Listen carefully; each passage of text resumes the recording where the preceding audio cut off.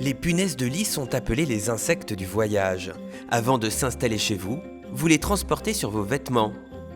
Les transports tels que l'avion, le métro, le train, les salles d'attente, chambres d'hôtel, d'hôpital ou le cinéma sont les lieux privilégiés de contamination car le risque n'existe qu'après avoir été immobile pendant plus de 2 heures. La punaise de lit est photophobe, elle déteste la lumière. Le jour, elle se cache dans les fentes des planchers, dans les plinthes, dans les literies, derrière les cadres et tableaux, les tringles de rideaux, commodes, coffres et dans tous les autres recoins confinés à l'abri de la lumière.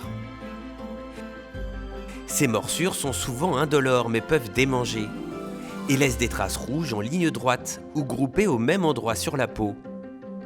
Elles se situent le plus souvent sur des extrémités exposées comme les bras, les jambes et la nuque. La punaise de lit est reconnaissable par son comportement qui la différencie des autres insectes. Dans 80% des cas, nous ne les voyons pas car elles anesthésient la peau avant de mordre, puis retournent se cacher.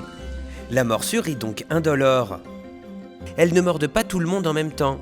Elles privilégient les peaux fines, les enfants, les femmes, puis les hommes. Elles ne mordent que lorsque l'on est immobile pendant plus de 2 heures. Les morsures de punaises de lit sont très anxiogènes.